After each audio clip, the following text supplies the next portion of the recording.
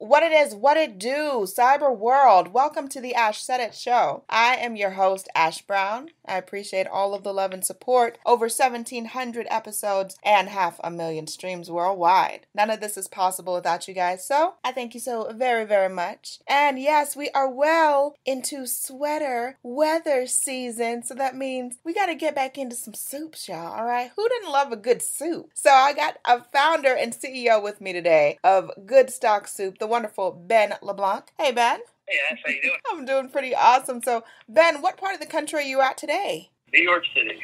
New York City, my birthplace. I love it. Ben, to start things off, when did you start cooking? I started cooking in college. Well, no, maybe actually a little bit before that. I started cooking, I don't know, maybe when I was around 10. I guess you could call it cooking. But, every time we went to, a family party or something, and we had to bring a treat, we would make brownies from the box.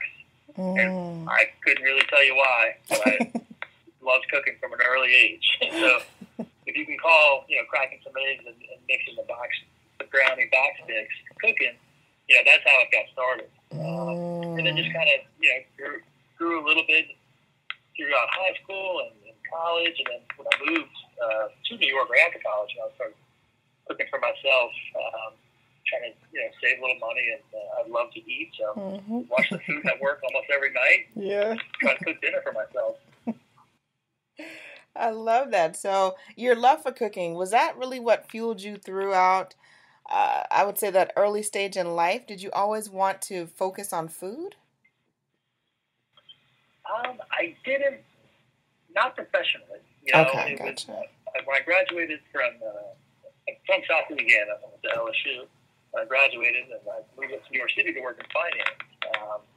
But food is, growing up in South Louisiana, food is just a huge part of the way that we live. Yeah. Cooking, eating, entertaining, hospitality, gumbo, tailgate, big parties, you name it. Like, food is just such a key part of the way that we live down there. And I've always held on to that. I lived in New York. I got to live in London for a couple of years, and just I've always enjoyed, the pleasure that food can bring, the feelings that food can bring, the memories, the connection, learning about a new place or a new cuisine. A love of eating is really kind of what drove me. And in the early days of Good Stock, or when I was making the transition, rather, from finance to cooking, I just kind of realized, I don't know if you ever had that situation, Ash, where you kind of wake up and it's obvious now, but when you look back at it, you're like, it was obvious all along. I decided to leave the world of finance behind and follow a passion for food and eating, and I wanted to feed people. Yeah. So I started Good Stock to try to make that happen. I love that. Yeah. You got to go with that passion. Yeah, it was, it was funny. I remember a colleague of mine and I we were kind of complaining on the company instant messenger one day. We were having a rough day or maybe a rough week at work. And like, sometimes I just want to make sandwiches. Like, I just want to feed people it's nice and easy and have immediate results. And lo and behold, a few years later, I started this crazy little soup company. I love it. In the early stages, Ben, what was the first major challenge that you faced? The first major challenge that I faced was learning how to cook for a whole lot of people. So I was pretty passionate home cook, but never really cooked for more than 5, maybe 10 people. Right. When we launched Good Stock, I got into Smorgasburg, which is a food festival up here in New York City. It's really popular. It's really good. I had to learn how to cook for a couple of hundred people. And, I was very naive about how long that would actually take. I thought, well, if you got to dice 1 onion and you got to dice 10, you'll get a little faster as that goes. No, that's not correct. It takes 10 times as long.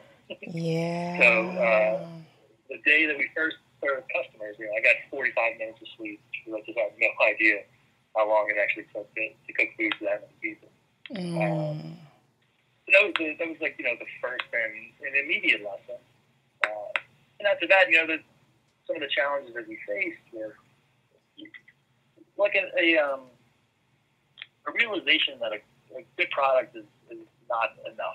Right. You really got to work hard to tell your story, meet people, talk about your product, get people interested, etc. It takes a lot of time to really market it and sell it and tell the story and just the brand. So, good product is great, but without a way to tell the story behind it, it's very hard. Yeah, I would definitely agree with that. It's like, you can have the best product out on the market, the best possible product, but if you don't work at it, if you don't market it the right way, if you don't get it out to the right people. Let's talk about some of the varieties. You guys have a selection of varieties that are now available. Yeah, great. So right now we're selling online. We're shipping directly to customers across the U.S., and we're available in high-quality grocery stores and kind of the New York City tri-state region and the greater Chicago sort of Great Lakes area. And right now, our menu is mostly comprised of plant-based foods. Right. So our vegetarian line. Good Stock, our mission is to make the best version of every soup So we're not trying to be niche and focusing on a regional food or necessarily just vegan or just superfood. We're trying to make the best version of every soup Right. So right now, our menu is heavily plant-based, but we just released our very, very popular chicken and vegetable soup. Before we started selling online, we ran 2 soup shops here in New York City. We just kind of grew through word of mouth. And we eventually ran our own shops. And there, we would sell everything. Fried chicken and andouille gumbo, chicken and vegetable soup, roasted tomato soup, lentil soup, you name it. We cooked it and then we served it. So over the years, we've really kind of identified what customers like the best, what we like the best, and kind of what we love cooking. So right now, roasted tomato soup is our all-time queen. Definitely the most popular soup we've ever sold. And it's great. It's just a kind of a down-the-middle tomato soup, but way better because we use really good ingredients and we care enough to cook them the right way. So we're roasting the tomatoes to draw out flavor. We're roasting onions and garlic to make them a little bit sweeter. We're simmering that for an hour or two. We're pureeing that with a little bit of olive oil to give it a creamy texture and feel, but it's still a vegan, dairy-free soup. So that's definitely, our most popular soup on the menu right now. Okay. And the chicken and vegetable soup that we just launched last week, as a matter of fact, it's great. We're getting close to selling out. People are more ecstatic to see that on the menu again. So that's been fun. Yes. So what would you say are key components to your recipes? What are some of the key things that every recipe has to have? Well, this is going to sound a little bit cheesy, Ash, but honestly, love. Caring enough to make it the right way. Yeah.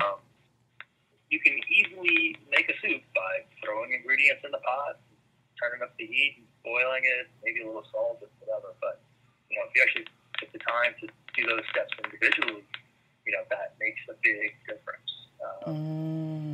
But for, when we cook at home, and, for all your listeners, one thing that we'd always recommend is, if you're making a vegetable soup, roast the vegetables first. Just brings out a deeper component, a deeper flavor, changes the soup a little bit. So, things like that, small steps that don't take that much time, but they make a huge difference. Right. Does. I agree with that. Yeah, roasting the vegetables beforehand. And that's a trick that I kind of learned in the last year, Ben. Just from watching other people cook and, wondering, throughout the years, just let me just throw this stuff together or blend it up here and whatever. But like you said, if you take those extra steps beforehand and just something as simple as roasting the vegetables, trying to get a little char, maybe, a little brown here and there before you're actually preparing the soup, it makes a world of a difference. I can attest to that. Absolutely. And the other thing that we recommend is seasoning as you go. So depending on your preferences, of course, you can determine the variety, the amount. But a little salt, a little pepper, and then if you're using something that requires a different spice, a little bit at every step can make a really big difference instead of just trying to add at the end.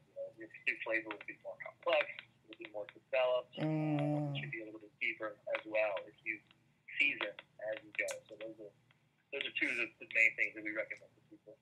Love it. Season as you go. Ben LeBlanc, thank you so much for joining us today. The company again, Good Stock Soup. Ben, let everyone know the best way to get their soups. It's sweater weather season, so they got to get their soups now because you guys are going to sell out all the good stuff. So let them know where they can go.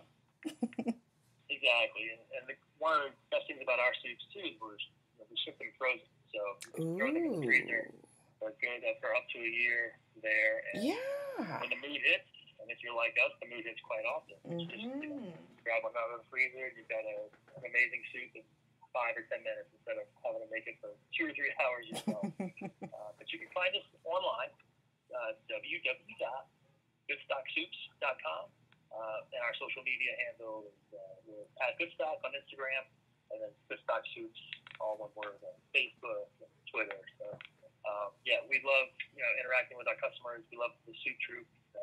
There's a lot of fellow soup lovers out there, so we're excited to reach and feed and talk to more people. Sounds like a plan. Thank you so much, Ben. Much more success to you and the whole team. Looking forward to trying some of those soups soon. So you guys hold out there and stay warm and all good and cuddly as we're inside a little bit more coming this winter. I appreciate each and every one of you guys. Thank you so much for all of your love and support. Keeping in mind, anyone to tell you that you can't do what you want to do. You look them square in the face, you tell them, don't believe me. Just watch. Watch what I do. Watch me make it happen. Watch me make history. That's what we're doing this for, the history books. Social media is nice, but real life is so much better. Until next time, you guys.